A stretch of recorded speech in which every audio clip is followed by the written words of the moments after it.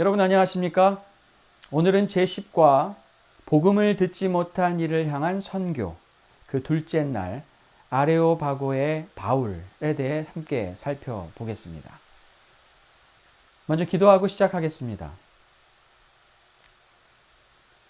아버지 하나님, 오늘 이 시간 우리가 복음을 가진 자이며 이 복음을 나누고 증거해야 할 사람들이라는 것을 다시금 생각하게 하시니 감사합니다. 때를 얻든지 못 얻든지 상황과 환경이 어떠하든지 간에 우리 주님의 이야기를 나눌 수 있는 우리 모두가 되도록 도와주시옵소서. 우리들이 일상에서 나누는 그 수많은 대화 가운데 예수님의 이야기를 담을 수 있는 지혜와 용기를 허락해 주시옵소서.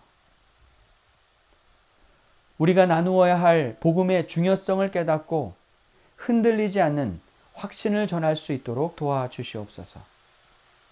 우리를 사랑하시는 예수 그리스도의 이름으로 기도합니다. 아멘. 아테네 어디를 가든 복음을 전했던 바울은 아테네 광장과 거리에서 예수님과 그분의 부활에 대해 이야기를 나누었습니다. 말로 논쟁하는 일에 전문적이었던 당시 철학자들에게 바울은 매우 강한 인상을 심어주었습니다.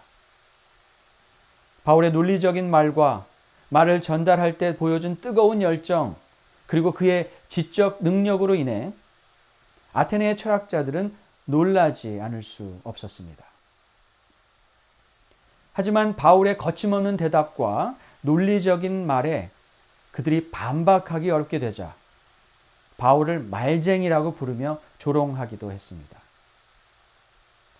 또한 그들은 바울이 말하고 있는 예수님과 그의 부활에 대해 들으며 그들이 숭배하고 있는 여러 이방신 중에 하나를 전하고 있는 것으로 생각했습니다. 결국 그들은 그들의 지적 호기심을 자극하는 바울의 말을 더 자세히 듣기 위해 아레오바고라는 곳으로 바울을 붙들어서 데리고 갔습니다.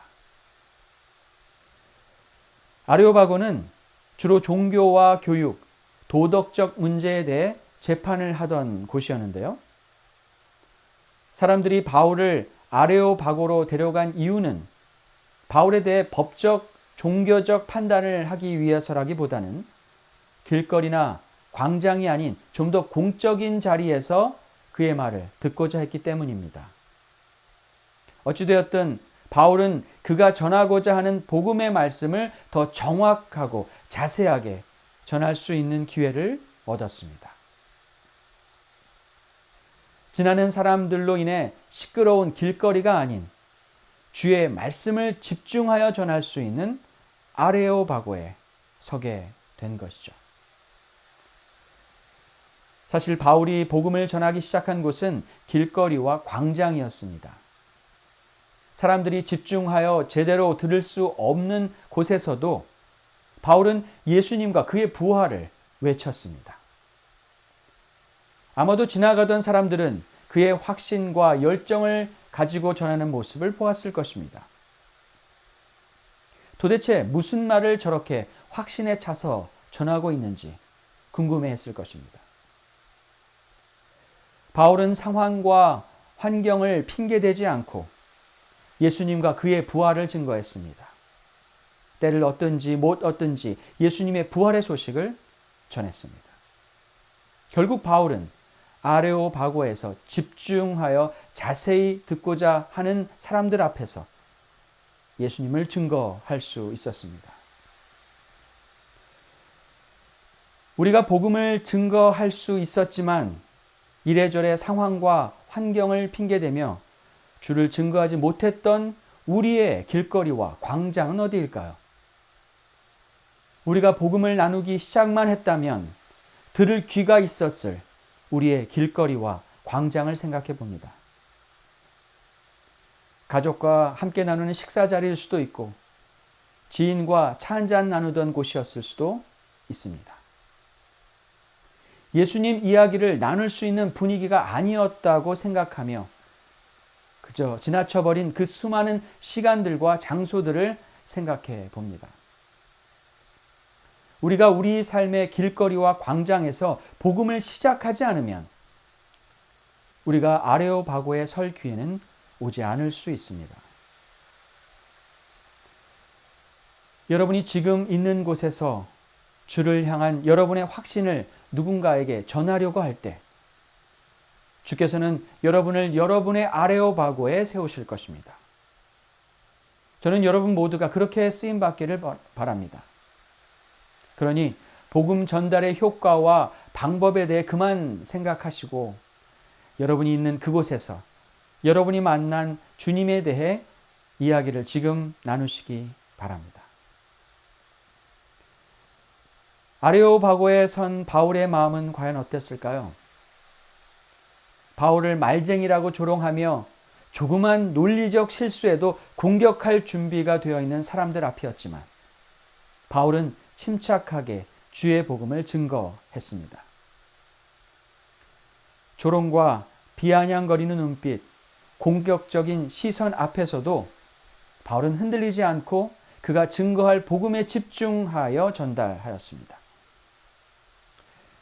아레오바고에서의 바울의 모습을 사도행적 237페이지에 잘 기록하고 있습니다.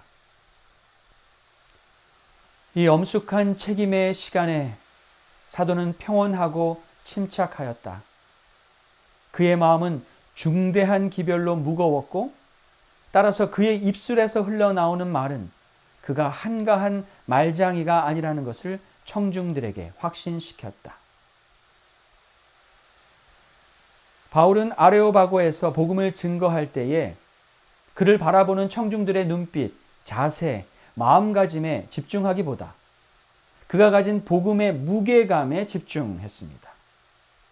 그가 전하고자 한 진리가 얼마나 중요한지, 그가 나누려고 하는 복음이 듣는 자들에게 정말 필요한 기별이라는 사실에 집중했을 때 흔들리지 않는 확신으로 복음을 증거할 수 있었습니다.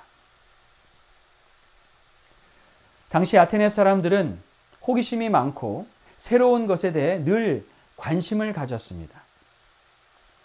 그래서 그들은 새로운 것이라면 늘 관심 있게 주목했지만 그들의 관심은 이내 시들해지곤 했습니다. 아레오바고에서 사람들이 바울의 말을 자세히 들어보려 했던 이유도 어찌 보면 전에는 들어보지 못한 새로운 이야기를 바울이 했기 때문인지도 모릅니다. 바울의 말을 듣던 사람들의 반응도 제각각이었습니다. 그러나 바울이 평온하고 침착하게 예수 그리스도를 그의 기별의 중심에 두고 전했을 때 흔들림 없이 확신을 전달할 수 있었습니다. 누군가에게 주의 말씀을 나누어 본 적이 있는 사람들은 분명히 경험했을 것입니다. 듣는 사람들의 관심 없는 눈빛, 어색한 표정, 부정적인 반응이 기별을 전하는 우리의 마음을 흔들어 놓을 수 있다는 것을 우리는 잘 압니다. 하지만 아레오바고의 바울처럼 듣는 사람들의 반응에 주목하기보다 복음의 중요성을 생각하고 그리스도를 중심에 두고 복음을 전하려 한다면 우리의 확신은 흔들림 없이 전달될 것입니다. 오늘 하루 여러분이 어디에 있든지 간에 무슨 이야기를 나누시든지 간에 상황과 분위기를 핑계대지 마시고 예수 그리스도의 이야기를 꼭 담아 나눌 수 있기를 바랍니다. 듣는 사람들의 반응에 흔들리지 마시고 우리가 나누는 기별의 중요함을 담대하게 나눌 수 있는 여러분 모두가 되길 바랍니다.